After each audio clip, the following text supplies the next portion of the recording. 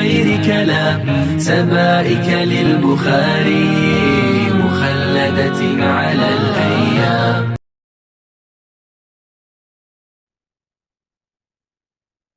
إن الحمد لله نحمده ونستعينه ونستغفره ونعوذ بالله من شرور أنفسنا ومن سيئات أعمالنا. من يهده الله فلا مضل له ومن يضلل فلا هادي له. أشهد أن لا إله إلا الله وأشهد أن محمدا عبده ورسوله. اللهم علمنا ما ينفعنا وانفعنا بما علمتنا وارزقنا علما يقربنا إليك يا أرحم الراحمين. اللهم فقهنا في الدين وعلمنا التأويل واهدنا صراطك المستقيم.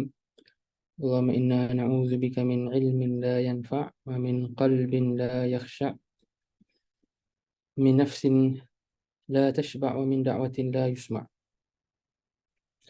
Amma ba'd. Alhamdulillah, pada malam ni kita diberi kesempatan untuk kita sambung pengajian Abi Syuja', matan Abi Syuja' pada perbahasan kitab As-Sawm, bab puasa, kitab Siyam. Okey, pada perbahasan kitab Siyam. Boleh share screen matan kalau ada, Ustaz Omar? Ustaz, tapi saya tak ada yang terjemahan. Saya share yang dalam Minhaj. Tak apa. Anda share. Anda share, anda boleh.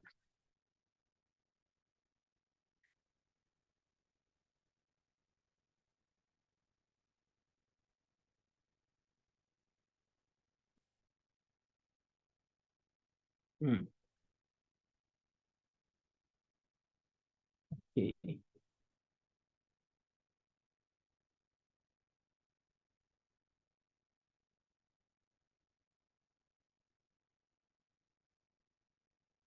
Okey.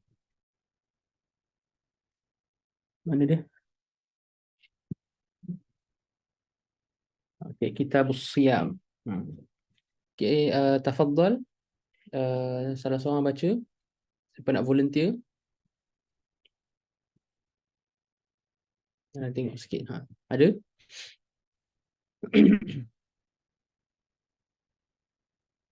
Kalau tak ada, saya boleh insyaAllah. Siapa? Anak tak nampak nama. Kalau tak ada, saya Umar boleh insyaAllah. Okey. Tak ada kita apa? Ustaz Omar baca. Bismillahirrahmanirrahim. Alhamdulillah Rabbil Alamin. Wassalatu wassalamu ala ashrafil anbiya wal mursalin nabiyina Muhammad wa ala alihi wa sahbihi ajma'in. Allahumma ighfir lana wa li shaykhina wa lil hadirin wa lil muslimin ajma'in. Qala musannif rahimahullah ta'ala wa nafa'ana Allah bihi wa bi'ulumihi wa 'ulumikum wa 'ulumi shaykhina fid darain amin. Qala kitab as-sawm wa syara'itu wujub as-siyam arba'atu asya'a.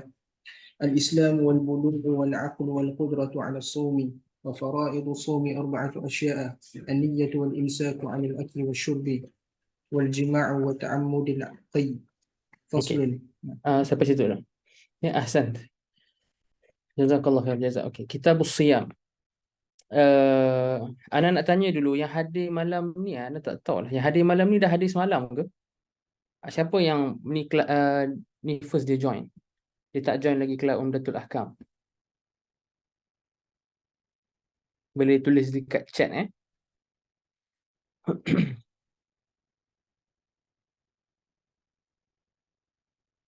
Siapa yang kelas ni kelas first? Ada tak? Ataupun kebanyakan daripada antum ni dah join kelas Umdatul Ahkam semalam. Okay. Anas kata ni first class lagi. Ada lagi? Okay. Adalah beberapa ada beberapa yang first. Anak bagi mukadimah juga. Anak ulang balik mukadimah Dan macam Nabi SAW punya petua, kita bergerak dengan orang yang paling lambat lah. Bukan lambat tu maksudnya antu lambat. Maksud lambat tu kalau ada orang dia tak sempat catch up, kan. Nasiru bisairi ad'afikum. Okay. Ad'af tu bukan maksud antum ni lembab ke tak. Maksudnya tak catch up lagi. Tak ada dalam kelas sebelum ni kan. Okay. So ana ulang balik lah, okay, untuk meraihkan antum. Jadi kitabus siyam ataupun kitabus saum, okay, siyam ataupun saum tentang puasa, dan saum ni dari sudut bahasa adalah uh, mutlaqul imsak. Apa sahaja bentuk kita menahan diri kita. Okey. Apa sahaja bentuk kita menahan diri kita. Sama ada kita menahan dari bercakap, menahan daripada bergerak, menahan daripada makan, menahan daripada tidur. Okey, itu semua dipanggil siam dari sudut bahasa. Menahan daripada bercakap pun dipanggil saum ataupun siam. Macam dalam Al-Quran tentang kisah Maryam alaihissalam, Maryam sebut inni nazartu lirrahmani sauma falan ukallima al-yawma insiya. Saya bernazar pada Tuhan Ar-Rahman untuk saum. Maksudnya saum kat sini menahan diri daripada bercakap. Okay, maka saya tak akan bercakap dengan siapa-siapa pun. So perkataan saum situ maksudnya menahan diri daripada bercakap. Begitu juga dalam syair Arab yang masyhur disebutkan khailun saimun wa khailun ghairu saimatin tahta al-ajaji wa ukhra ta'lu kullu juma. Dia seorang penyair nama Nabirah, dia nak cerita tentang keadaan dekat medan perang. Dia kata ada kuda yang saim, menahan diri daripada bergerak. Kuda tu dia masih tak bergerak, dia tahan diri dia. Kalau tidak, dia sebenarnya dah nak meluru ke medan perang. Kuda tu dah tak sabar nak join medan perang. Dia punya tentera yang ada atas kuda tu pun dah tak sabar nak join medan perang. Tapi dia masih tahan diri dia. Jadi khailun saim.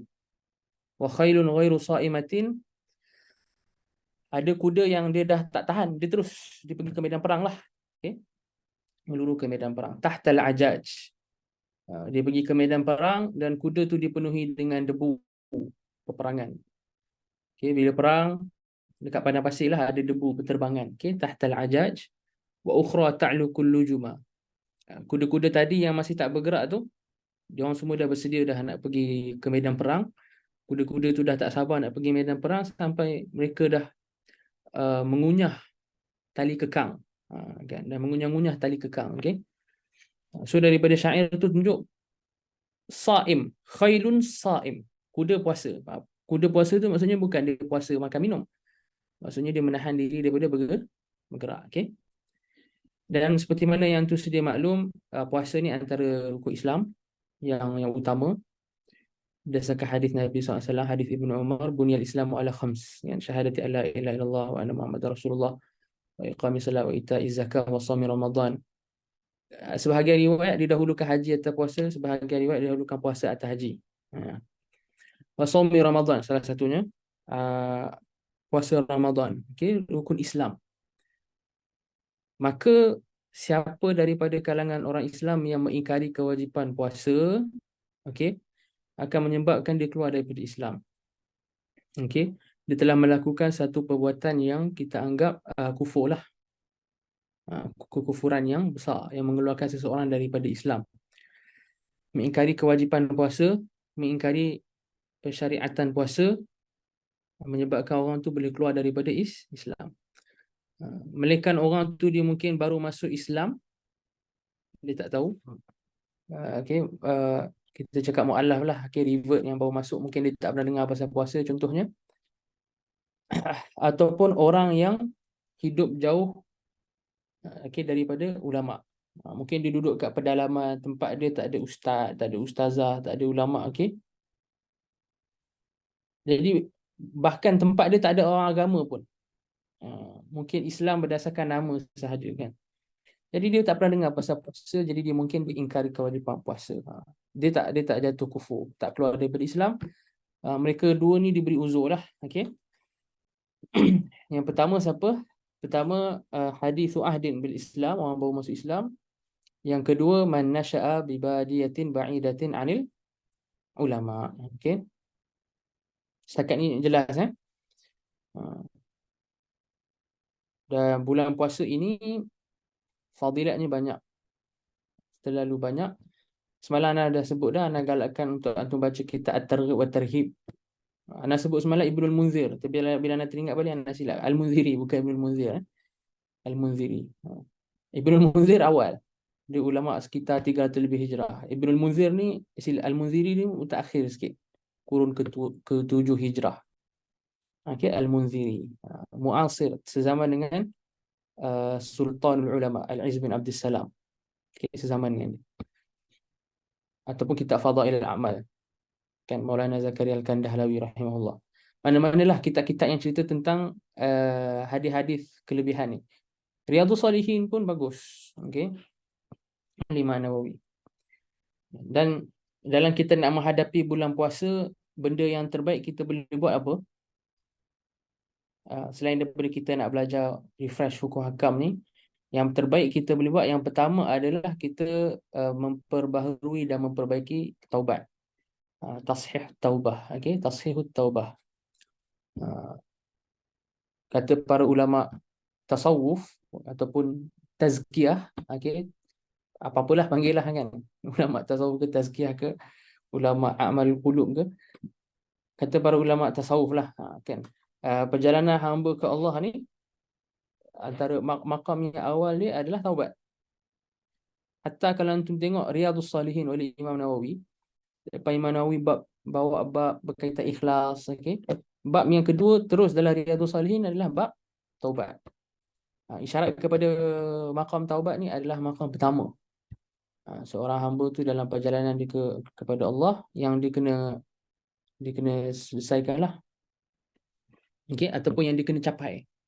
Dan sebaik-baiknya sebelum dia nak bersedia nak masuk bulan Ramadan ni, dia memperbaharui dan memperbanyakkan taubat. Dan taubat ni antum pun tahu, kita perbaharui setiap hari. Okay? Setiap hari taubat. Dan bila masuk bulan Ramadan lagilah. Okay, lagilah bulan Ramadan itu peluang terbaik untuk kita mendapat keampunan. Kan?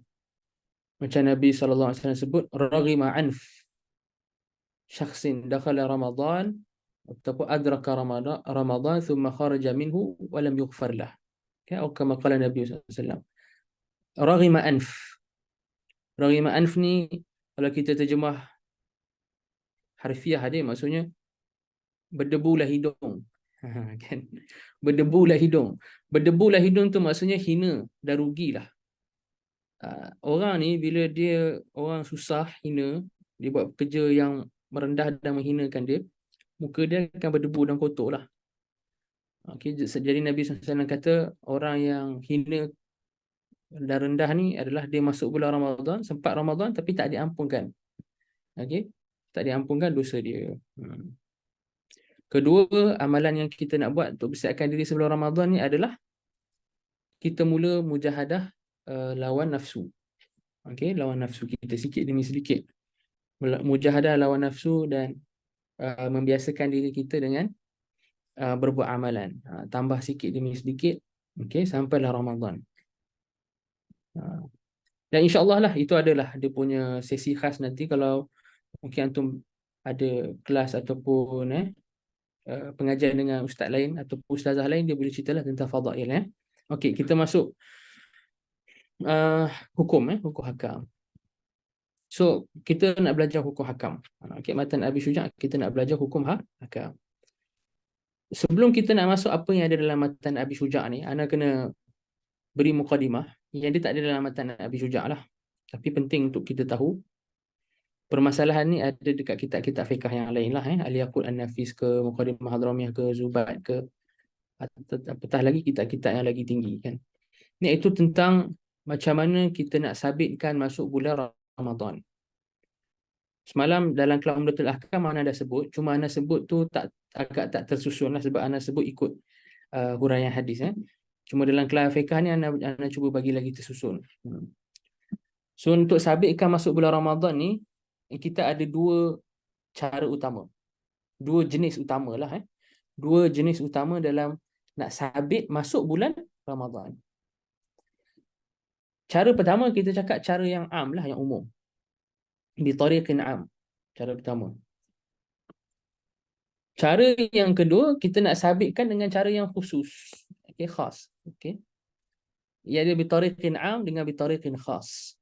Thubut am, thubut khas. Kalau kita cakap tariq am ataupun thubut am, maksudnya apa? kita dah mensabitkan masuk bulan Ramadan, semua orang wajib puasa lah, umum. Semua orang wajib puasa. Semua orang dekat satu kawasan tu dia wajib puasa. Umum.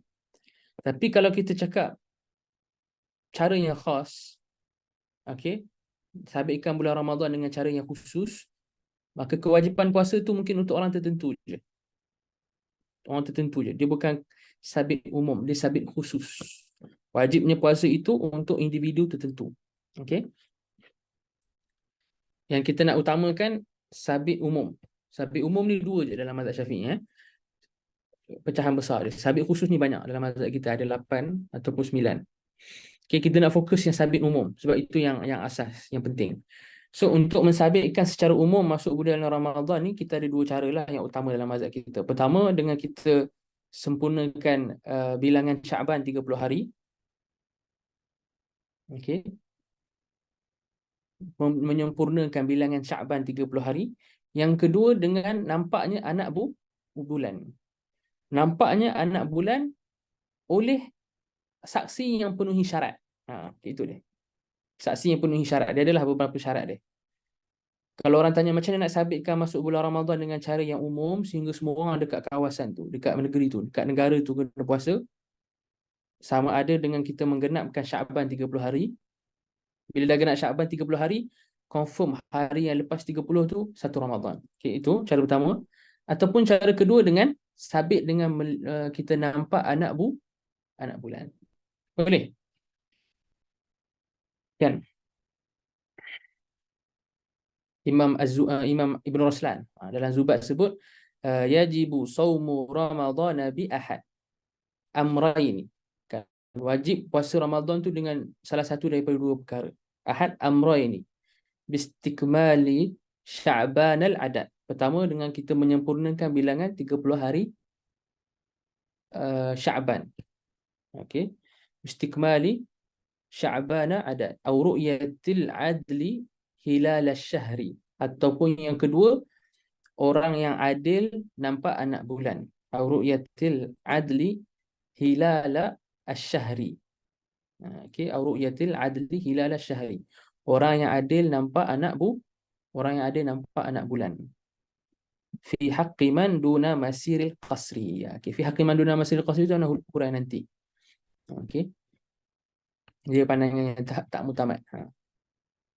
Fi haqqi man duna masiril qasri. So, yajibu saumu Ramadhan bi ahad amrayni istikmali Sya'ban al-adad aw ru'yatil adli hilal asy-syahri fi haqqi man duna masiril qasri. So dua tu, itu dipanggil cara umum. Sekarang nak perincikan yang dua tu. Pertama, dengan kita cerita tengok nampak anak bulan dulu lah. Kita tengok cerita pasal nampak anak bulan. Pertama, dengan nampak anak bulan lah. Okey. Nampak anak bulan ni dengan mata kasar. Dengan mata kasar. Itu yang asal. Kalau tak pakai teropong, tak pakai alat pun tak apa. Yang penting nampak dengan mata kasar. Tapi kalau kita pakai teropong, pakai alat nampak, sabit juga. Okay? Tapi adakah disyaratkan kena pakai alat dengan alat dan sebagainya? Tak disyaratkan. Tak disyaratkan. Okay? Tapi kalau kita nampak pakai alat, sabit jugalah. Tapi bukanlah syarat sah ru'yah itu kena pakai alat. Tak. Sebab dalam Al-Quran dan hadis ditaklikkan masuknya bulan Ramadan itu dengan ru'yah. Faman syahida minkumus syahra falyasum. Daripada kalangan kamu yang nampak anak bulan tu, puasalah dia. Kan?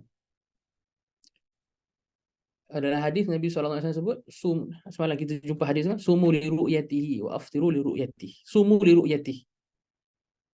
Puasalah apabila kamu nampak anak bulan Ramadan.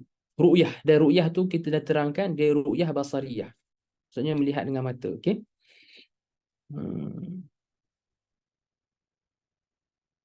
Nampak anak bulan. Walaupun seorang dalam mazhab Syafi'i, untuk sabitkan masuk bulan Ramadan, cukup walaupun yang nampak anak bulan tu seorang. Tak disyaratkan dua. Okey, tak disyaratkan dua. Selain daripada nak masuk bulan Ramadan, disyaratkan kena ada 2 orang yang nampak untuk sabit bulan tu masuk. Tapi bulan Ramadan, nak sabitkan bulan Ramadan dah masuk, cukup seorang nampak pun tak apa. Okey, dalam mazhab Syafi'i. Berdasarkan hadis, okey, hadis yang semalam pun kita ada bahas, ada badui, seorang badui nampak, kemudian dia bagi tahu ke Nabi SAW, dan Nabi SAW menghukumkan semua orang kena puasa dengan persaksian orang badui itu. Dalam hadis lain yang sahih juga, Ibnu Umar, dia pernah seorang je nampak anak bulan dan Nabi SAW hukumkan untuk semua orang puasa dengan penyaksian Ibnu Umar, okey, radhiyallahu anhu. So cukup seorang, okey, cukup seorang. Tapi kalau lagi ramai nampak lagi baguslah. Bahkan kita semua digalakkan untuk tengok. Kan, kita semua digalakkan untuk tengok.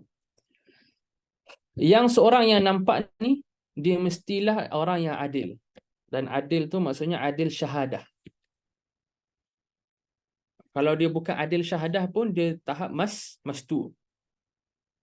Okey, dia tahap mastu. Adil syahadah maksudnya Muslim, baligh, berakal, tidak melakukan perkara yang menjadikan dia fasik dan menjatuhkan maruah dia. Kan? Bi an yakuna musliman dha aqli, musliman dha aqli, ini dalam Alfiah Iraqi kan. Qad balagha al-hulma, dah baligh. Salim al-fi'li min fisqin au kharmi muru'atin, daripada benda yang fasikkan dia ataupun yang jatuhkan maruah dia. Okey. Kalau dia nak jadi adil syahadah, tambah lagi wa man zakkahu adlani fa adlun mu'taman. Kena ada 2 orang yang recommend dia, tazkiyah dia, bukan recommend sahajalah, tazkiyah dia. Tazkiyah ni maksudnya bersaksi depan qadi, kata kami menyaksikan dia ni lelaki yang soleh, ataupun dia ni lelaki yang ada takwa. Okey, tu tazkiyah kan.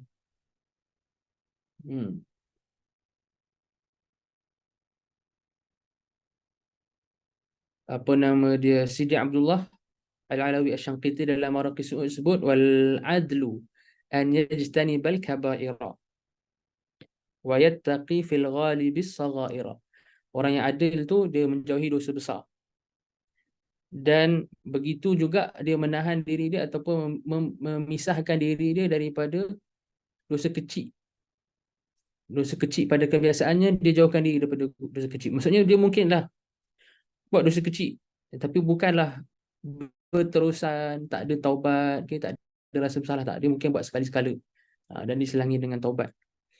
Okay, wa yattaqi fil ghalibi as-saghaira. Aw ma yubahu wa huwa fil ayani. Begitu juga dia menjauhkan diri dia daripada perkara yang harus daripada dilihat oleh manusia. Okey. Yasqutu min muru'atil, ataupun yusqitu min muru'atil insani, yang menjatuhkan maruah seseorang. Maksudnya benda tu hukum dia tak adalah haram, dan mungkin tak makruh pun, dia harus je, ma yubah, tetapi dia jatuhkan maruah pun dia tak buat. Kan, contohnya apa?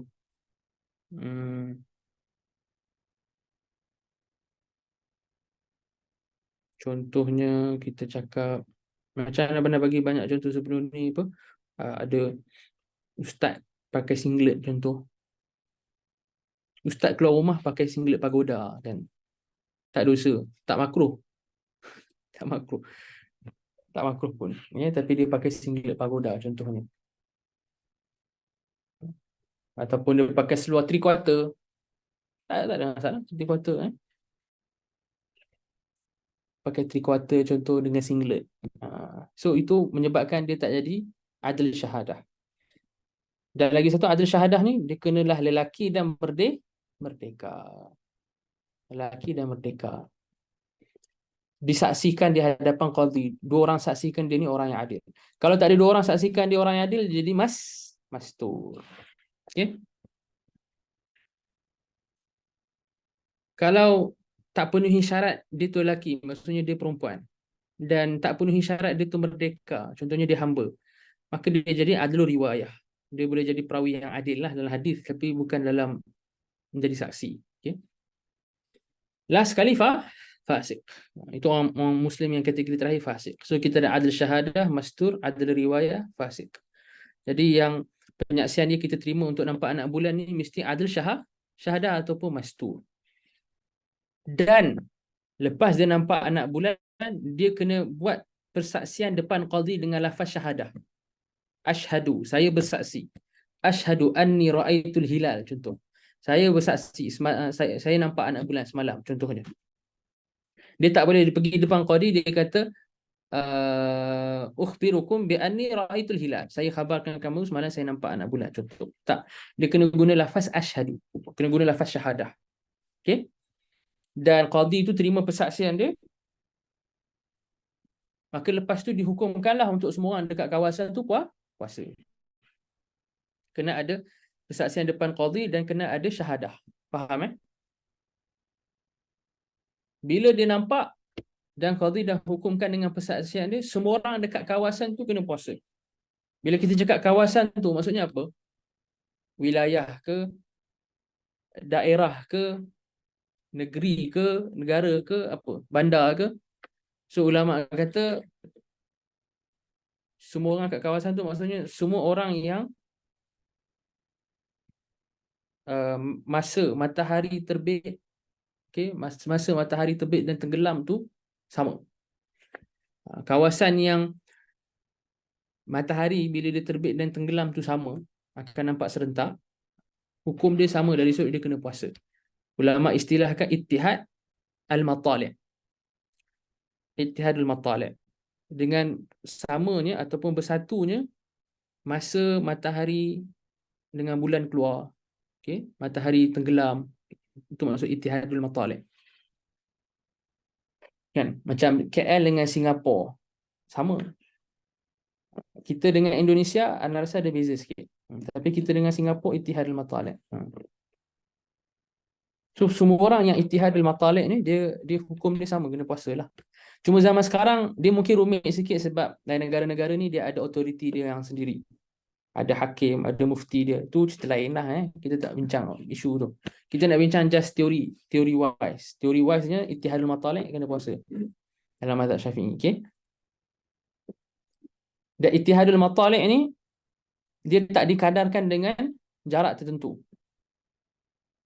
Bahkan yang penting adalah kita ambil kira orang itulah yang ada yang tengok dekat bandar atau negeri tu, mungkin pakar astronomi dan falak, dia tengok memang matahari punya pergerakan sama, dia punya tempoh dia terbit tu sama, itulah jadi ittihad matali', tak ada kena mengena dengan jarak.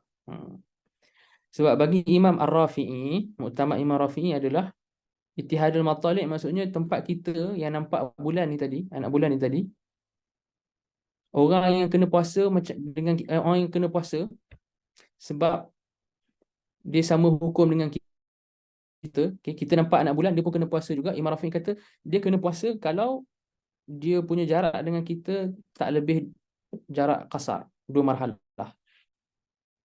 Itu pandangan Imam Rafi'i. Bagi Imam Rafi'i, bila satu kawasan tu ada saksi nampak anak bulan, semua orang dalam jarak atau lingkungan masafatul qasr, jarak qasar salat 2 marhalah, dia kena puasa juga. Lebih daripada tu tak payah. Cuma ini bukan muktamad dalam mazhab. Yang muktamad dalam mazhab kita pandangan Imam Nawawi lah. Pandangan Imam Nawawi tak ada kena mengena dengan jarak. Dia kena mengena dengan ittihad matali' tadi tu. Boleh. Lepas tu tadi anda sebut dalam Zubat Ar-Ramli, Ibn Raslan, Ar-Ramli. Ar-Ramli ni bukan Imam Ramli. Ar-Ramli ni nisbah Imam Ibn Raslan. Imam Ibn Raslan pun Ramli juga. Imam Ibn Raslan, dia pun sebut dah kan. Dia kata ru'yatil adli hilal asy-syahri fi haqqi man duna masiril qasri. Maksudnya Imam Ibn Zubat, Imam Ibn Raslan silap. Imam Ibn Raslan pegang pandangan Imam Rafi'i, bukan pandangan Imam Nawawi. So dia tak muktamad. Sebab tu ada ulama yang buat zawaid untuk Zubat ni disambung, dia kata wa hadza sara alaihi Rafi'i. Pandangan ini pandangan yang dipilih oleh Ar-Rafi'i. Wan Nawawi sahhaha bil matali'i. Fi mawdhi'ir ru'yati wal mu'tamadu min za'tibaru matla'in ataupun matla'in yattahidu. Okay, ini dalam Zawaid Zubat oleh Al-Allamah Al-Asadi Al-Makki. Okay. Faham tak setakat ni? Macam mana nak tengok ni ya? Sekejap. Tu dia. Ada 16 orang. Okay, faham tak? Okay tak?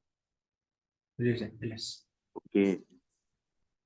Jelas so itu tentang apa? Itu tentang isu nampak anak bulan. Itu tentang isu nampak anak bulan. Cara yang kedua adalah dengan lengkap 30 hari Syaban. Yang mana cara kedua ni kita pakai bila kita tak nampak anak bulan lah. Okay. Sebab cerapan untuk nampak anak bulan akan dibuat 29 Syaban pada petang dia. Dan lagi tepat waktu maghrib. Okey, antum akan tengok biasanya nanti 29 Syaban jabatan-jabatan mufti dengan falak setiap negeri ni dia mula kumpul orang dia, betul tak? Dia dah start kumpul, mufti-mufti dia pun dah ada dah. Okey, dia orang semua nak tengok dah nak start cerap. So 29 tu kalau dia orang dah start cerap tak nampak. Maksudnya dia sempurnakan besok tu 30 Syaban lah. Ataupun dia nak cerap tapi ada awan mendung yang halang. Tak nampak. Tak nampak apa-apa lah. Awan, nak hujan ke apa ke. So tak nampak anak bulan kan. Pun dilengkapkan Syaban 30 hari. Okey. Berdasarkan hadis yang kita dah jumpa semalam, Nabi SAW bersabda, sumu li ru'yatihi wa aftiru li ru'yatihi fa in ghumma alaikum faqduru lah. Dalam riwayat lain fa akmilu iddata sya'bana 30 kan. Bila dihalang kamu untuk nampak anak bulan tu kerana mendung, contohnya awan mendung, kamu lengkapkanlah bilangan hari Syaban itu 30. Okey. 30. So itu cara yang untuk sabit umum. Kalau kita buat dua cara ni, sabit umum. Sabit umum tu macam mana cakap tadi? Kawasan tu dan kawasan yang itihad dia punya matalik ada. Ada faedah daripada Imam At-Tabrizi dengan Asy-Syarqawi dengan ana. Mereka sebutkan biasanya mula berlaku ikhtilaful matalik. Biasanya. Kebiasaannya berlaku ikhtilaful matalik. Ulama falak cakap bila jarak antara dua kawasan tu dah lebih 3 marhalah. 144 km lebih kurang. Lebih kurang lah 140 km. Biasanya. Tapi dia bukanlah kaedah yang konsisten. Itu aglabi kita cakap biasanya. Okay? Yang penting ulama falak, okay, dekat satu kawasan tu dialah yang dia akan cek semua. Dia akan buat kiraan dan cek semua. Itu cara sabit secara umum. Cara sabit khusus banyak. Ana sebut satu dua je cara sabit khusus. Yang utamalah. Cara sabit khusus yang pertama adalah untuk orang yang dia bukan dia anak bulan dilihat atau dinampak oleh orang yang bukan syahadat bukan adil syahadah dan bukan mastur. Okey. Anak bulan dilihat atau dinampak oleh orang yang bukan adil syahadah dan bukan mastur. Habis dinampak oleh siapa? Oleh orang yang adil riwayah contohnya. Ada seorang wanita yang fiqah, dia kata dia nampak anak bulan. Dia pergi jumpa qadhi. Wahai qadhi, saya bersaksi saya nampak anak bulan. Qadhi akan tolak persaksian wanita itulah sebab tak penuhi syarat. Sebab dalam bab mensabitkan masuk bulan Ramadan, persaksian wanita ni tak diterima. Persaksian wanita dia boleh diterima dalam tempat lain. Berkaitan harta, berkaitan urusan yang khusus bagi wanita. Okay, nanti kita jumpalah dekat dalam Matabi Syuja' ni, dekat belakang-belakang. Tapi untuk mensabitkan bulan Ramadan ni, persaksian wanita tak diterima. So qadhi tolak. Bila qadhi tolak, perempuan tu dah nampak dah. Maka disebabkan dia sendiri dah nampak, wajib bagi perempuan tu untuk dia puasa juga esok. Walaupun orang lain mungkin tak puasa esok. Sebab tu kita cakap ini sabit secara khusus, khas. So dia kena puasa. Okay. Dan orang yang perempuan tu bagi tahu, yang orang yang perempuan tu khabarkan, suami dia ke anak dia ke contohnya, diorang pun kena puasa juga. Diorang pun kena puasa juga. Okey.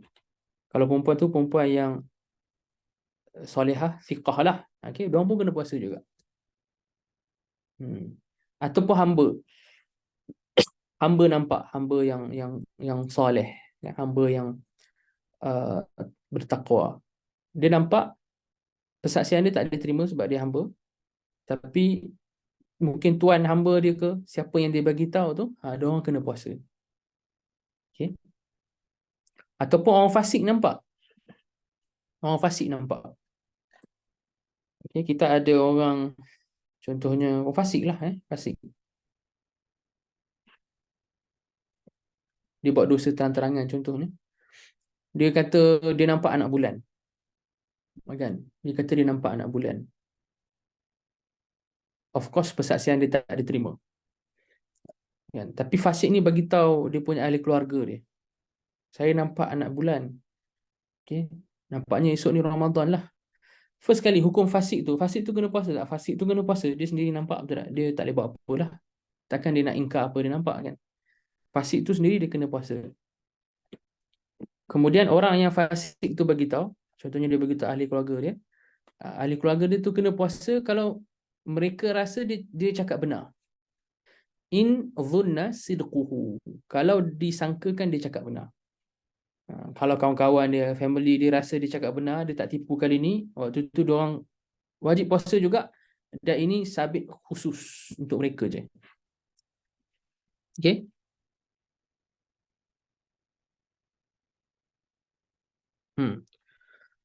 Okay, habis. Itu secara umum lah. Okay, habis secara umum tentang nak isbat masuk bulan Ramadan.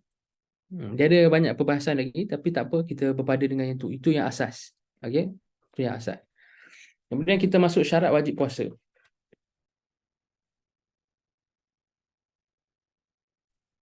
Ini syarat wajib puasa. Okey.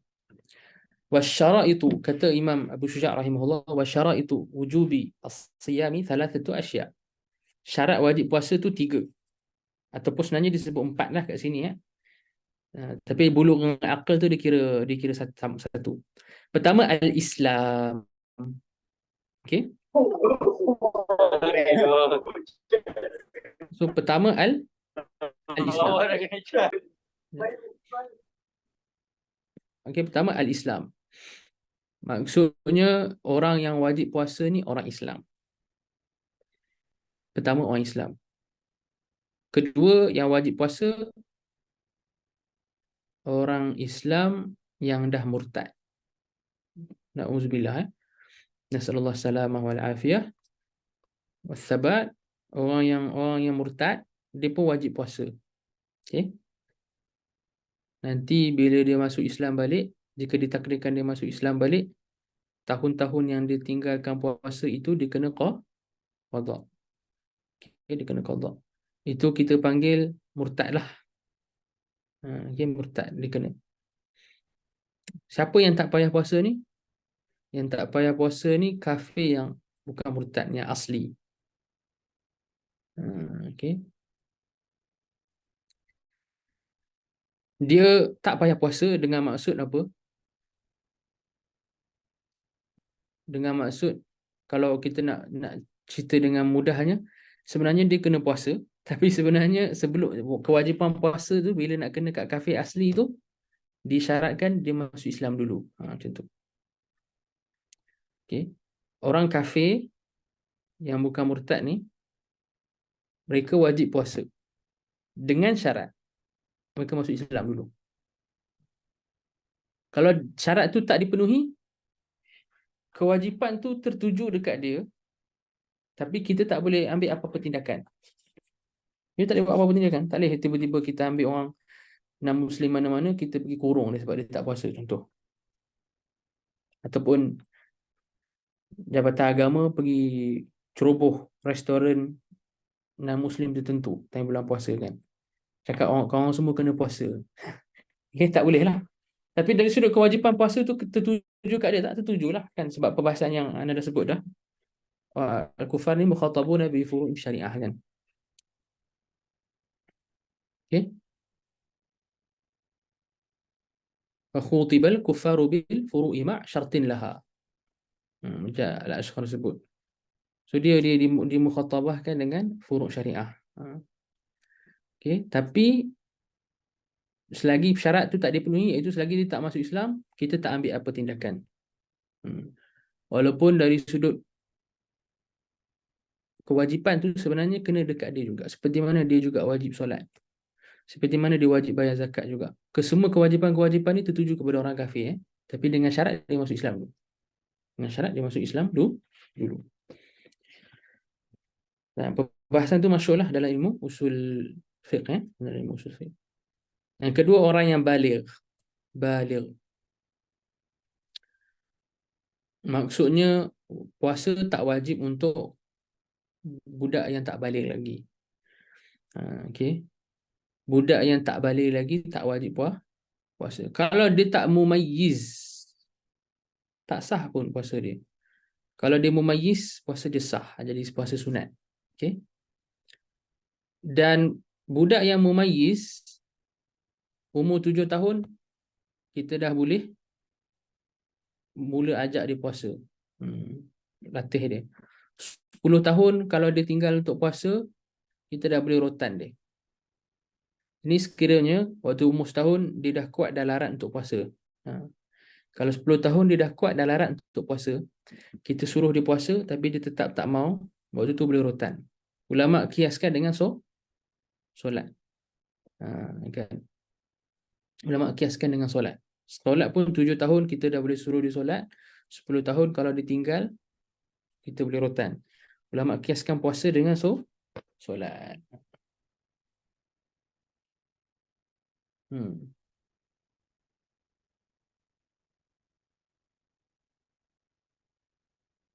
Kemudian al-aql. Al-aql ni dia berakal lah. Maksudnya orang yang gila tak wajib puasa. Orang gila tak wajib puasa. Ana tengah nak cuba ingat ni, baik dalam Zubat pasal solat tu, ana terlupa. Wa yu'maru tiflu biha li sab'i. Ana tak ingat Ala kulli hal, okey, kemudian al-aql. Al-aql ni maksudnya orang yang gila dia tak wajib puasa. Orang gila tak wajib puasa. Itu pertama. Kedua, orang yang akal dia sihat tiba-tiba dia jadi gila. Kan, na'udzubillah Dia sihat je, mental okey je, tiba-tiba dia jadi gila. So walaupun dia gila seketika, puasa dia batal. Walaupun dia gila seketika, puasa dia batal. Okey? Kalau dia memang daripada awal dia gila, dia tak diwajibkan puasa pun lah. Tapi kalau awal dia sihat je, tiba-tiba tengah hari dia jadi gila, walaupun seketika, puasa dia batal. Yang kedua, orang yang tidur. Kalau tidur macam mana? Orang yang tidur ni dia macam tak berakal lah. So dalam mazhab Syafi'i, orang yang tidur ni puasa dia sah walaupun dia tidur sepanjang hari. Okay? Walaupun dia tidur sepanjang hari. Walaupun dia tidur daripada sebelum masuk subuh dan dia bangun tu dah maghrib. Okay? Sah puasa dia. Itu yang kedua, orang yang tidur. Yang ketiga, orang yang pingsan. Orang yang pingsan, bila pingsan pun dia tak ada akal lah, betul tak? So orang yang pingsan ni kita ada banyak pandangan dalam mazhab kita. Pandangan yang paling mudah nak pakai pandangan Imam Ramli. Yang tu yang masyhur orang selalu sebarkan sekarang lah, ada orang fatwakan, iaitu selagi mana dia pingsan, bukan dia pingsan seluruh hari, dia sedar walaupun sejuzuk, walaupun seketika dia sedar, maksudnya pingsan dia tak cover seluruh hari, puasa dia sah. Puasa dia hanya jadi tak sah kalau pingsan dia cover seluruh hari. Itu muktamad Imam Ar-Ramli. Okay?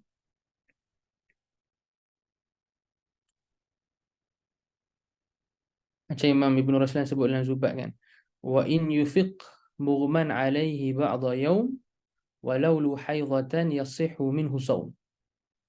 Wa in yufiq mughman alaihi ba'da yawm. Walaupun orang yang pingsan itu sedar seketika, sebahagian hari je, sebahagian sahaja daripada hari dia sedar, Walau luhaidah, walaupun sekejap je dia sedar. Okay, tapi tak cover seluruh hari, walaupun dia bangun sekejap, dia sedar sekejap. Okay, yasihu minhu saum. Yasihu minhu saum. Ini muktamad Imam Ramli, senang. Muktamad Imam Ibn Hajar agak rumit. Sebab muktamad Imam Ibn Hajar berubah-ubah. Dalam kitab dia banyak berubah-ubah. Dalam isu ni lah. Kemudian itu al-aql. Kemudian al-qudrah ala saum.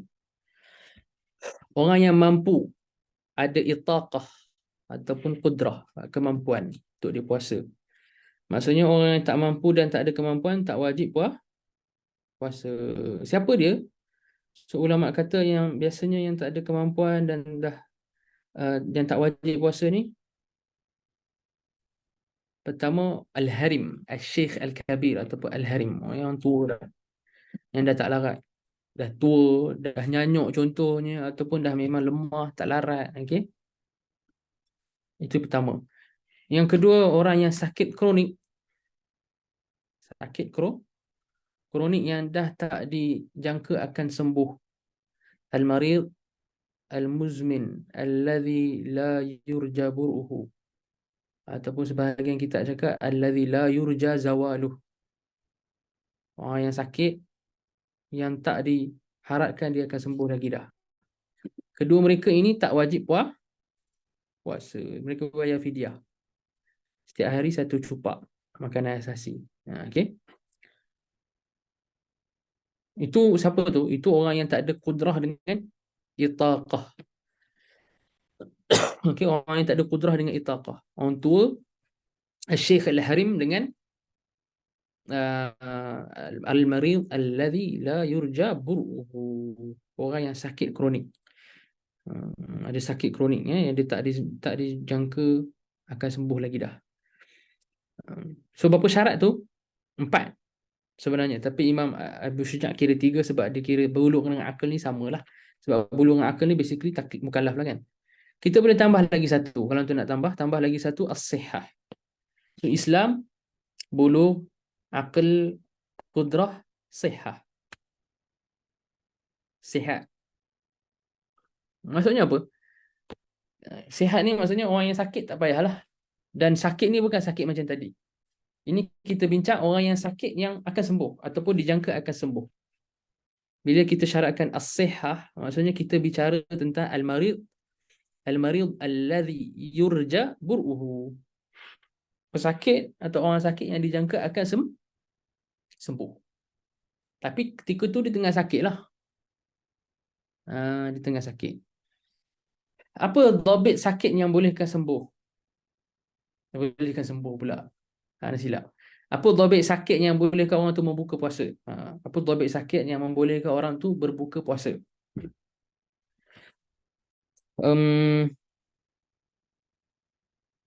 Dhabit dia 2. Pertama, dia ataupun kita boleh cakap satu je sebenarnya. Dhabit dia sama dengan dhabit sakit yang membolehkan orang tu untuk tayamum. Al-marad al-mubih lit-tayammum. Sakit yang membolehkan orang tu tayamum. Apa dia sakit yang bolehkan orang tu tayamum? Kita dah belajar dah dalam bab tayamum. Pertama, dia khawatir dia boleh mati. Okey. Kalau dia puasa dia mati. Kalau dalam bab tayamum contohnya, kalau dia guna air juga dia boleh mati. Contohnya dia ada luka yang besar macam berlaku dekat sahabat dengan dia wajib, kemudian dia meninggal. Radhiyallahu anhu kan. So, pertama dia khawatir dia mati, kedua dia khawatir akan menyebabkan dia cacat contohnya. Ketiga, khawatir anggota dia hilang ataupun hilanglah, tercabut contohnya, kan. Yang keempat, dia khawatir anggota dia tak hilang, ada tapi hilang manfaat. Tangan dia ada tapi tak ada gerak. Contoh. Yang kelima, kalau dia puasa juga, sakit yang ada sekarang tu akan bertambah lagi teruk. Dia dah tak mampu tanggung dah. Yang keenam, kalau dia puasa juga, dia akan melambatkan dia sembuh. Takhirul bur, kan. Yang ketujuh, kalau dia puasa juga akan menyebabkan ada kesan yang buruk pada badan dia. Zainun zain pada syainun fahish. Okay. Kesan yang buruk pada badan dia orang boleh nampak zahir. Contohnya doktor kata kalau kau puasa juga nanti kulit kau akan bermasalah, muka kau akan jadi apa nama dia, kita nak cakap nak kata macam mana muka. Mungkin muka dia akan jadi kulit jadi pelik ke, macam membusuk ke, hitam membusuk ke, contohlah. Dia doktor beritahu dia.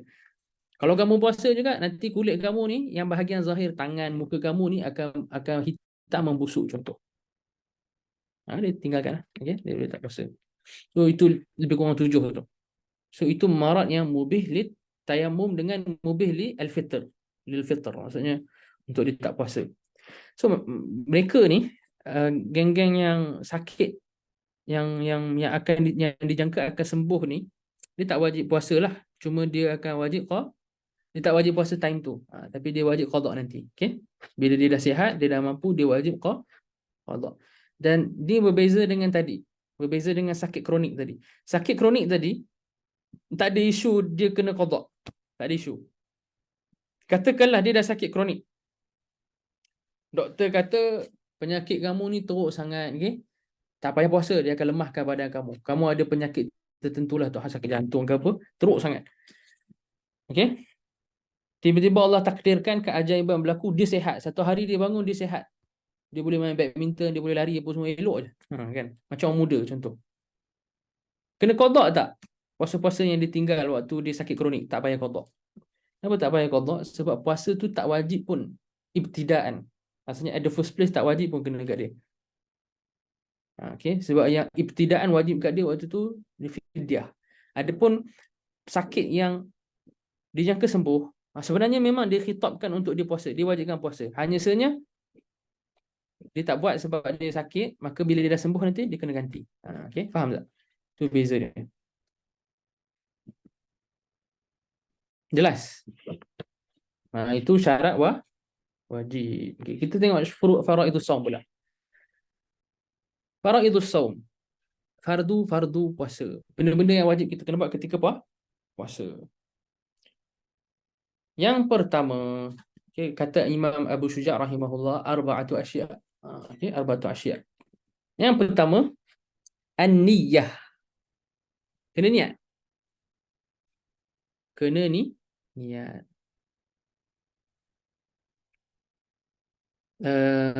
Pada puasa wajib mahupun puasa sunat, kena niat. Okay, kena niat. Dan niat dalam bab puasa ni, terutamanya bila kita nak bincang puasa fardu, okay, niat tu mesti dibuat pada waktu malam, mana-mana juzuk malam. Okay, dia boleh niat sesudah maghrib sampailah sebelum subuh. Dia ada masa yang lama untuk dia niat. Bila-bila juzuk malam dia buat pun niat dia sah. Yang penting waktu malam. Okay. Berdasarkan hadis yang masyhur Nabi SAW sebut, man lam yujammi'. Sebagai riwayat, man lam yujmi' as-siyama minal lail fala siyama lah. Ada riwayat lain sebut, man lam yubayyitis siyama minal lail fala siyama lah. Siapa yang dia tak melakukan niat dia pada waktu malam, azamkan niat dia pada waktu malam, tak ada puasa bagi dia. Tak ada puasa bagi dia. Dalam mazhab Syafi'i ni tafsirkan tak ada puasa tu maksudnya tak sah puasa bagi dia. So itu dalil disyaratkan tabiid an-niyah, maksudnya niat pada juzuk malam. Okey. Adapun mazhab Hanafi dia bila dia baca hadis yang sama tadi tu, dia kata apa? Dia kata maksud Nabi SAW la siyama lahu, maksudnya la siyama lahu kamil. La siyama kamila lahu. Tak dapat bagi dia puasa yang sempurna pahala dia. Tak dapat bagi dia puasa yang sempurna pahala dia. Tapi puasa tu sah tak? Kalau tanya mazhab Hanafi. Anak dengar pandangan antum. Okey. Sah. Sah lah. Okay. Bagi mazhab Hanafi sah. Okey. Bagi mazhab Hanafi sah.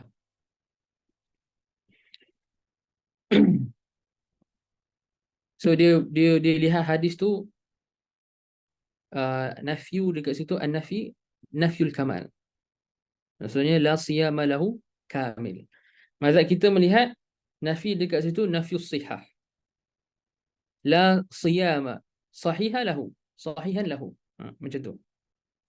Mazhab kita lah. Mazhab dia la siyama kamila. Okey, kamilan lahu. So kena ada tabyid. Tabyid. Yang kedua, mazhab kita juga untuk puasa wajib dia kena niat setiap hari. Kalau Ramadan 30 hari, 30 niat. Setiap hari adalah niat yang tersendiri dan individu. Kenapa? Kerana setiap hari ibadah puasa tu adalah ibadah yang tersendiri. Bila dia ibadah dia tersendiri, dia perlukan niat yang tersendiri. Okay? Dia perlukan niat yang tersendiri. So setiap hari kena ada satu niat. Kan? Jadi mazhab kita tak boleh puasa sebulan penuh terus. Niat nak puasa sebulan penuh terus tu tak boleh ikut mazhab kita. Dan para ulama dalam mazhab kita selalu anjurkan untuk kita taklid mazhab Maliki. Yang mana mereka ni boleh untuk niat sebulan terus. Jadi di awal bulan Ramadan ni kita boleh untuk niat sebulan terus. Taklid mazhab Maliki. Mana tahu ada hari kita terlajak tak sempat niat, tengok-tengok kita bangun. Alamak, dah subuh, tak sempat niat semalam. Dengan kita dah taklid mazhab Maliki, keluarlah kita daripada kesusahan. Ya, alhamdulillah. Anak nak tanya antum, katakanlah dia tak taklid mazhab Maliki, tengok-tengok dia dah bangun subuh dah. Dan dia teringat semalam dia tak sempat niat. Agak-agak apa yang antum akan fatwakan kepada dia? Apa yang antum akan nasihat dan fatwakan kepada dia? Apa dia nak kena buat?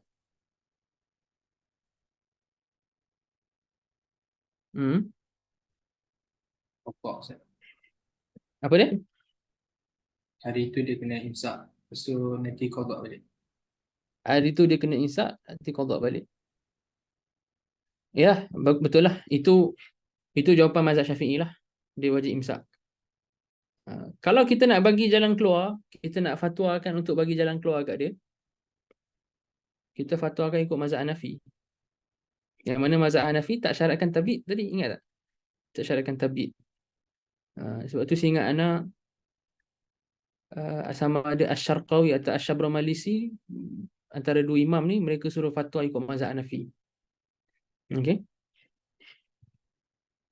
Asy-Syabromalisi mungkin. Anda tak ingat mana satu. Suruh fatwa akan ikut mazhab Hanafi. Boleh lah. Mazhab Hanafi pun qaul yang muktabar. Okey. Dan orang tu kalau dia taklid pun tak ada masalah. Untuk kita tak nak membuatkan dia terjebak dalam kesusahan, kita boleh fatwakan dia ikut mazhab Hanafi. Okey. Bukanlah kita fatwakan dia. Maka ustaz mana yang lagi alim faqih ke mufti lah fatwa. Kita bagi panduan je. Nasihat. Sebenarnya panduan nasihat tu fatwa lah. Dari sudut istilahnya pun. Sebab bila kita bagi panduan dengan nasihat, kita tengah bagi hukum dekat dia kan. Tapi dia tak adalah ada nilai macam orang yang ahli bagilah. Okay? Itu dia tak sempat tabyid niat. Okay. Kan? So macam setiap malam kena niat, kemudian dia kena tabyid niat. Okay. Yang ketiga kena ta'yin. Tapi ta'yin dalam bab puasa ni dia tak sama macam ta'yin dalam bab solat. Dalam bab solat kena ta'yin jins dan nau'. Jins dan nau'. Solat usalli fardha az-zuhri. Zuhri tu nau'. Fardha al-asri, al-maghribi, al-isya'i kan. Itu semua dipanggil nau'. Nau' ni dia lagi khusus daripada jins. Jins lagi umum. Bila kita cakap solat yang wajib tu jins. Solat fardu sehari semalam tu jins. Bawah dia ada 5 nau'. Zuhur, asar, maghrib, isyak, subuh. Okey. Bila kita cakap solat puasa fardu tu jins. Bawah puasa fardu ada berapa nau' kita ada? Berapa jenis puasa wajib kita ada? Cuba antum bantu anak. Kita kira sama-sama. Ya Allah. Selain Ustaz Omar yang lain, anak-anak yang lain musyarakah juga. Ustaz Omar ni kalau dah markah untuk kelas dah penuh dah. Participation punya marks. Yang lain. Ya Allah. Yang lain mana?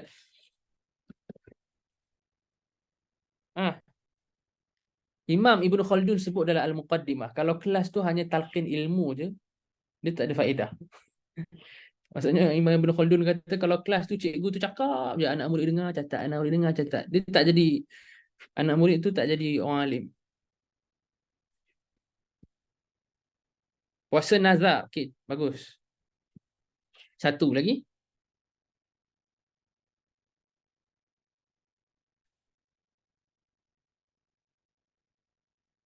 Puasa ganti. Maksudnya ganti yang fardu lah kan. Ganti Ramadan je tu. Okay. Campur Ramadan sekali dah 3 lah. Puasa sunat. Puasa sunat. Puasa sunat nama pun puasa sunat. Dia tak wajib. Dia bukan puasa wajib. Puasa fidyah. Puasa kafarah. Okay. Puasa kafarah. Puasa fidyah tu anda faham tak? Kita masukkan kafarah kan? Betul.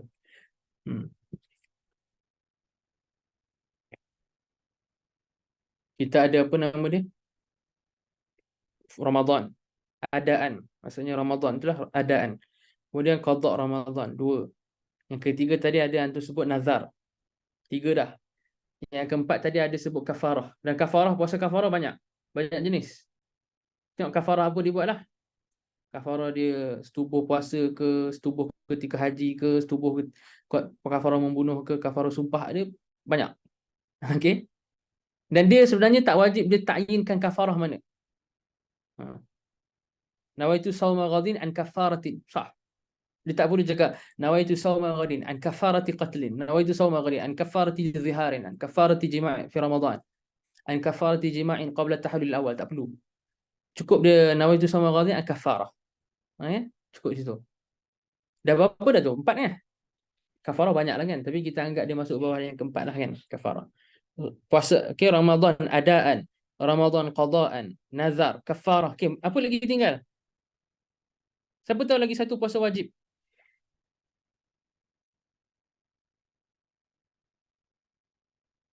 Ya Allah.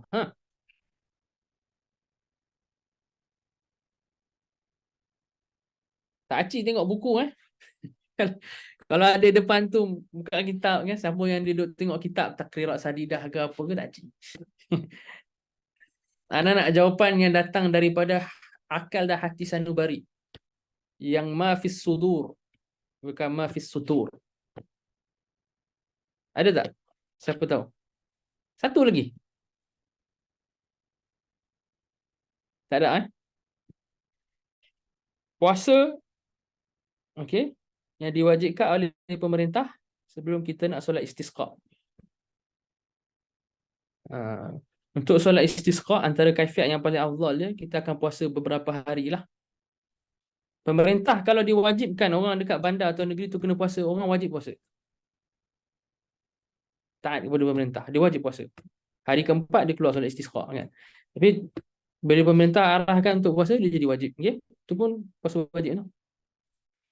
So puasa-puasa wajib ni cukuplah nawaitu sawma ghadin an Ramadan, an kaffara. Okay. An nadhrin. Cukup dah. Itu ta'yin dia. Dia tak perlu spesifikkan kafarah apa, tak apa. Okay. Boleh. Itu ta'yin dia.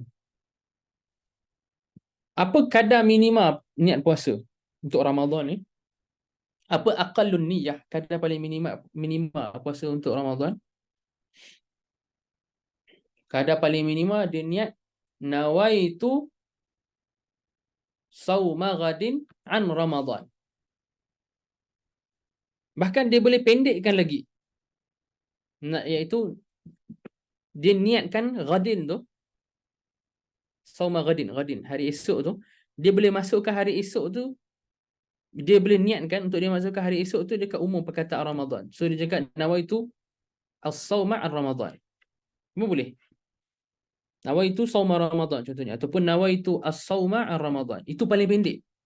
Antum boleh ajar orang awam, antum cakap kat dia, pakcik-pakcik boleh idkhal, masukkan je Radin tu esok tu, niatkan esok tu dalam Ramadan. Kita cakap nawaitu sauma an Ramadan ataupun nawaitu sauma Ramadan. Sah.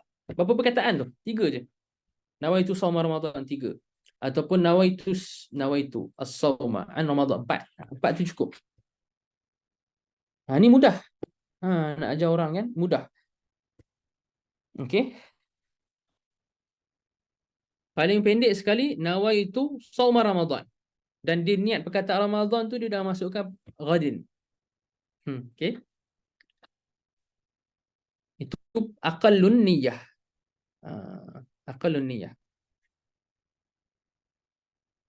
Kamalun niyyah, niat yang sempurna ditambah benda-benda lain yang sunat.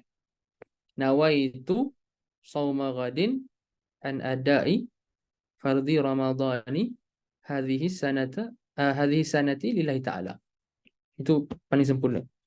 Itu kamalun niyyah. Nawaitu sauma ghadin an adai fardhi ramadhani hadhihi sanati lillahi ta'ala. Okey.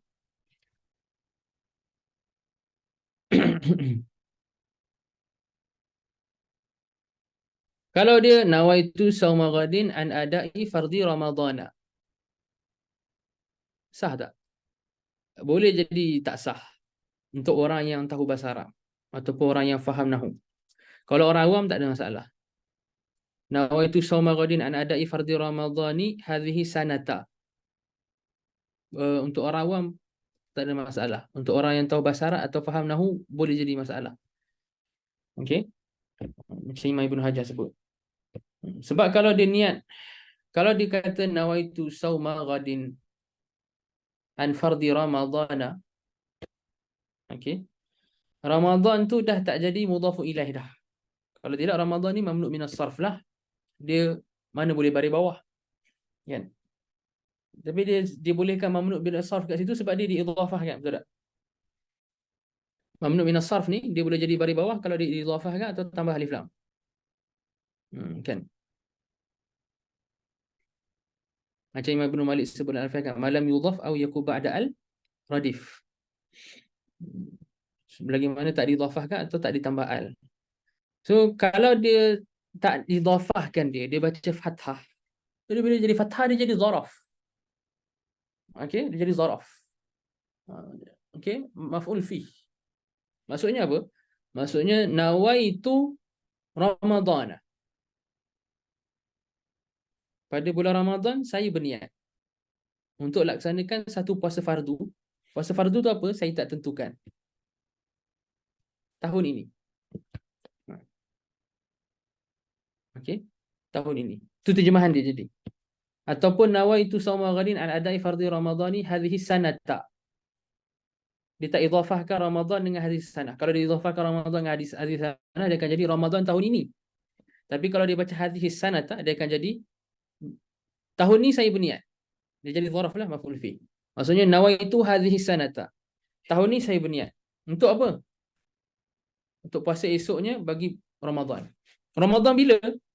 Boleh jadi Ramadan tahun ni, boleh jadi Ramadan tahun depan. Betul tak? So yang kamal dia nawaitu sauma ghadin an adai fardhi ramadhani hadhihi sanati. Tapi benda ni tak payah kita strikkan pun. Okay? Orang awam dan kebanyakan orang pun tak tahu. Jadi kita tak payah strik sangat pun tak apa.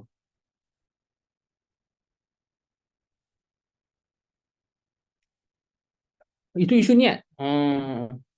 Niat sahaja dah panjang. Okey. Untuk puasa fardu lah. Puasa sunat dia boleh niat sebelum zuhur. Macam Imam Ibn Ruslan sebut dalam Zubat, wa syartu naflin niyatul lis-saumi qabla zawaliha li kulli yaumin. Wa syartu naflin, syarat puasa sunat itu niat sebelum zuhur. Okey. Bagi setiap hari. Ya, setiap hari dia kena niat sebelum zuhur. Wa syartu naflin niyatul lis-saumi qabla zawaliha. Okey. Li kulli yaumi. Wa in yakun fardan syaratna niyatah. Tapi kalau puasa tu fardu, kita syaratkan niat dia tu qad uyyinat min lailihi mubayyatah. Telah ditakyinkan dan telah ditabit pada waktu malam. Dengan huraian yang anda cakap tadi, okey. Sekarang timbul satu persoalan. Anak rasa persoalan ni penting untuk antum tahu. Adakah perbuatan bersahur itu jadi niat? Ha. Adakah semata-mata orang bangun 4:30, 5 pagi, dia makan, cukup dah tu jadi niat? Ana cakap semata-mata Ana cakap semata-mata. Maksudnya ada benda lain dia tak tambah. Dia just makan je. Oh, bangun set alarm kan, set alarm. Okay, set alarm. Ya, dia punya alarm dia. Tet, tet, tet, bangun, dia bangun. Pukul 5 pagi, 5 suku contoh. 5:30 ke. Tak tahulah dia bangun bila. Dia pun makan. Okay. Adakah itu dah jadi niat dah? Perlu tafsil. Betul. So dalam mazhab Syafi'i, kalau dia buat gitu je tak cukup lagi. Paling kurang dia dah ada perbuatan dia makan dan dah terhadir dekat minda dia. Dia makan ni untuk puasa Ramadan. Esok untuk puasa lepas ni Ramadan. Masuk pagi ni Ramadan. Kalau ada terlintas, ada ta'arud, terlintas dekat minda dia, dia makan ni untuk puasa esok Ramadan, okey, sah. Tapi kalau dia makan dia tak terfikir apa langsung, ataupun dia disibukkan dengan benda lain, dia bangun 5, dia makan and then dia tengok bola. Tak terfikir pun azan subuh. Kalau ikut mazhab Syafi'i tak sah lah. Okay? Kalau ikut mazhab Syafi'i tak cukup. Dia tak ta'arud pada syarat niat, tak ta'arud pada sifat niat tadi tu. Sebab kita dah cakap dalam sifat niat dia kena ada apa nama dia, ta'yin. Dia tak ta'yin ke Ramadan. Dalam perbuatan dia makan, mana ada ta'yin Ramadan, betul tak? So dia kena ta'arud Ramadan tu. Dia kena lintaskan dalam minda atau hati dia nak untuk Ramadan. Kalau sambil dia makan dia dah lintas dah untuk Ramadan, sah. Kalau dia sambil makan tak terlintas untuk Ramadan, dia disibukkan dengan benda lain, dilalaikan dengan benda lain, dilekakan dengan benda lain, sibuk makan, tengok bola, azan subuh, tak sah. Okay? Kalau ikut mazhab kita lah. Mazhab lain anda tak tahu. Anda tak pasti isu perbuatan. Adakah sahur tu valid?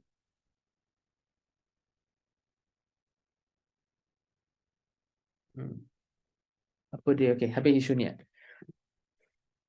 Wal imsak anil akli wasyurbi wal jima' wa ta'ammudil qai. Dan kita kena menahan diri daripada buat perkara yang membatalkan puasa lah. Makan, minum, setubuh dan muntah dengan sengaja. Okey.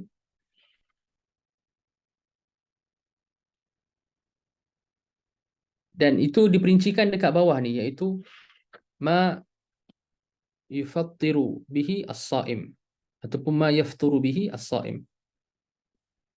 Apa yang dengannya seorang itu dianggap berbuka. Okey.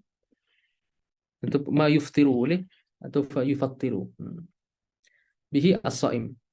Kata Imam Abu Syuja' alladhi yuftiru atau yufattiru bihi as-saimu asyarat asya'. Perkara yang membuatkan orang tu batal puasa 10. Kita sentuh sikit lah malam ni, kita ambil sikit je, and then kita sambung. Kemudian nanti insya-Allah kita akan buat satu dalam kelas, mungkin kelas ketiga atau keempat ni, kita akan dedikasikan satu sesi khas untuk perkara yang membatalkan puasa yang moden, al-mufattirat al-mu'asirah. Benda-benda moden, pembedahan ke, aimo ke, titik kat telinga ke, apa nama dia, inhaler apa, tu kita akan khaskan satu sesi nanti, kelas ketiga atau keempat. So kita akan baca apa yang ada dalam Abu Syuja'. Yang Abu Syuja' sebut ni yang klasik lah, mufattir yang klasik, rahimahullah.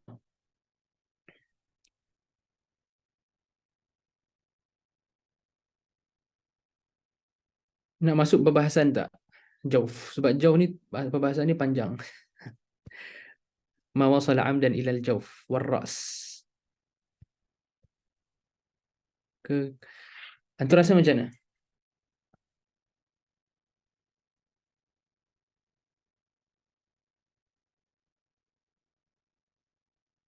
Boleh ambil ikut sikit. Ma wasala amdan ilal jawf war ra's. Apa yang masuk, maksudnya ain lah. Sebagian kitab dia kata wusulu ainin kan. Wusulu ainin. Sampainya satu ain. Ain ni maksudnya benda jirim. Bukan semata-mata bau, bukan semata-mata rasa. Okey. Itu tak dikira ain lah. Itu tak dijirim, betul tak? Kalau just bau je, tak dikira batal puasa. Orang masak sedap kita bau.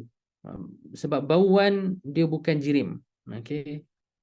Sama juga kalau ada rasa. Sebab tu kita pun dah belajar kan antara perkara yang makruh ni dia rasa makanan. Masak-masak dia rasa makanan makruh kan. Tapi tak batal sebab itu rasa je. Okey, rasa sahaja. Dia bukan ada jirim. Tu'um ni rasa je kan. Ta'am. Okey, ta'am. Tapi yang kita bicara kat sini wusulu ain, ain. Sampai ke jauf. Jauf ni rongga. Rongga ni banyak. Rongga ni kat badan kita ni ada banyak. Dan rongga ni ada rongga yang mungkin dia boleh mencerna makanan ataupun rongga tak boleh mencerna. Tak kisah. Dalam mazhab kita ni tak kisah. Yang penting jauf. Dan jauf dalam mazhab kita ni banyak. Pertama, kepala. Tengkorak atas kepala ni, tengkorak ni rongga. Okay. Tengkorak kita ni rongga. Pada otak ni rongga. Itu pertama. Kedua, pangkal hidung dan ke atas. Pangkal hidung dan ke atas tu pun rongga. Ketiga, apa nama dia? Tekak. Tekak. Okey. Terutamanya makhraj huruf ha. Ha. Ha ke bawah. Itu dipanggil had batin. Kira masuk rongga. Sebenarnya semua ni rongga. Tekak ni keseluruhannya rongga. Ambillah kita cakap tekak. Nanti anda perincikan isu huruf ha tak ha. Itu ada perbahasan ni. Secara umumnya tekak ni rongga lah. Okey, rongga. Telinga rongga tak? Telinga muktamad kita rongga. Tapi ikhtiar Imam Ghazali tak rongga. Ikhtiar Imam Ghazali, telinga ni tak rongga tapi muktamad rongga. Dan ramai ulama moden fatwa akan ikut pandangan Imam Ghazali sebab dari sudut perubatan telinga bukan rongga. Wallahu alam lah. Antum tanya orang yang pakar apa nama dia? Anatomi. Badan-badan ni dia tahulah kan. Tapi kata para ulama ni, ulama anatomi maksudnya, ulama doktor-doktor ni diorang kata telinga bukan rongga. Jadi ramai juga ulama mazhab Syafi'i yang kata pandangan Imam Ghazali, ikhtiar Imam Ghazali telinga ni bukan rongga tu kuat. Tapi yang muktamad, atau kau jumpa dalam kitab-kitab mazhab kita, dia cakap telinga ni rongga lah. Okay? Dalam telinga tu. Dalam telinga tu rongga. Bila yang dalam telinga tu rongga, nanti anda lukiskan untuk kelas akan datang. Kelas ni anda tak prepare dengan whiteboard. Ada whiteboard Kelas akan datang anda lukiskan. Bila dah start masuk kira rongga dalam telinga tu. Ikut muktamad mazhab kita lah. Mata bukan rongga ikut mazhab.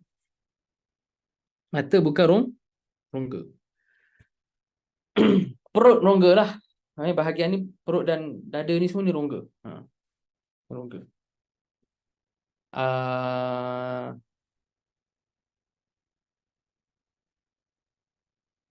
Ada beberapa lagi yang lain. Kemaluan dia rongga. Kan nak cakap tafsil pun jelah tak sesuai. Tapi kemaluan pun rongga. Maksudnya tempat masuk lubang-lubang kemaluan pun rongga. Sebaliknya tu dia boleh sampai ke rongga. Daripada lubang-lubang kemaluan dan lubang apa kita cakap. Inilah. Kan dia boleh siapa nama dia sampai ke rongga juga. Okey. As-sadi. Bahasa Arab dia sadi. Antum faham lah kan? Ihlil dengan mathanah itu pun rongga. Apa dia ihlil mathanah tadi antum cari terjemahan. Ya, maksudnya kita punya anggota-anggota sensitif dia pun boleh sampai ke rongga. Okey? Itu rongga. Itu rongga. Okeylah, itulah dia rongga. Selain daripada itu tak rongga. So macam tangan. Ni bukan rongga lah. Jadi kalau ditakdirkan ada ain yang masuk. Ada orang ambil pisau, na'udzubillah. Cocok tangan kita. Tembus. Kira masuk rongga tak? Tembus rongga tak? Tak batal puasa. Tapi kalau orang tikam perut kita, orang tikam, auzubillah, tikam tengkorak kita, tikam perut lah, dia boleh batal puasa. Orang panah kena perut kita tembus pada had tertentu boleh batal puasa. Okey. Dengan perincian-perincian dia. Sama juga kepala contohnya. Itu semua rongga-rongga. Okey. Dan masuknya ain sampai ke rongga ni dia hanya membatalkan jika dia masuk daripada manfaz maftuh. Okey, daripada ruang masuk yang terbuka. Ruang masuk yang terbuka ni ulama dalam mazhab kita cakap maftuh tu dhabitnya alladhi yudraku bil ain, yang mata kita boleh nampak. Contohnya lubang mulut, lubang hidung, lubang mulut ni manfaz maftuh. Telinga manfaz maftuh. Okey. Kalau orang tikam, dia jadi manfaz maftuh lah. Sebab bila dia tikam ada lubang tu tak? Itu manfaz maftuh. Auzubillah. Tapi apa orang panggil? Apa orang panggil ni? Dalam bahasa Melayu kita panggil, Inggeris panggil pores. Orang Arab panggil masam. Orang Melayu panggil liang roma, betul tak? Liang roma bukan manfaz maftuh. Jadi kalau ada air masuk, kita berenang, air masuk ke liang roma, kulit ni, tak batal puasa. Sebab dia bukan manfaz maftuh. Masam, dia panggil masam. Okay? Antum dobit elok-elok benda ni sebab nanti dia akan bantu kita terutamanya isu mufattirat mu'asirah. Isu injection, suntik ke, suntik insulin dalam badan ke apa, itu semua ada kaitan dengan apa yang kita dobitkan malam ni. Okay? Isu eye drop, isu apa nama dia, ear drop, semua itu kalau antum dobit malam ni tu faham mufattirat mu'asirah tu.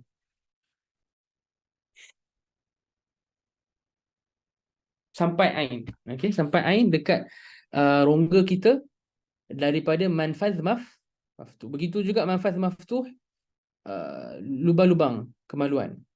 Boleh jadi manfaz maftuh. Boleh jadi manfaz maftuh. Sebab tu Imam Abu Syuja' sebut Al-Huknah ni. Al-Huknah tu ada terjemah apa? Nampak fi ahadis sabilain. Tadi dia tak terjemah. Sesuatu yang masuk secara sengaja ke perut. Tapi dia tak terjemah fi ahadis sabilain. Sabilain ni maksudnya qubul atau dubur.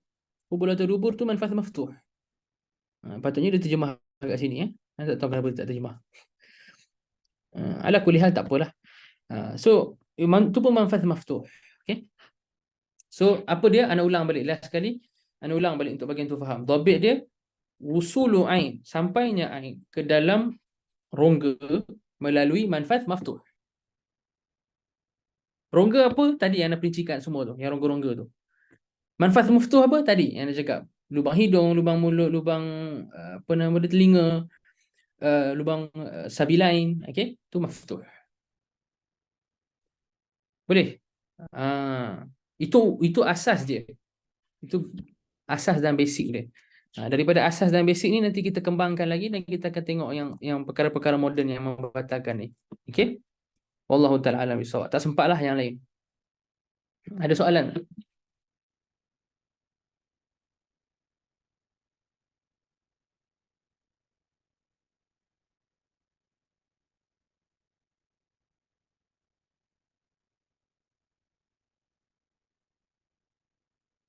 Tak ada soalan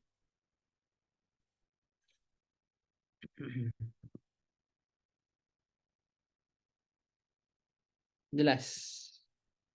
Okey. Kalau jelas alhamdulillah lah.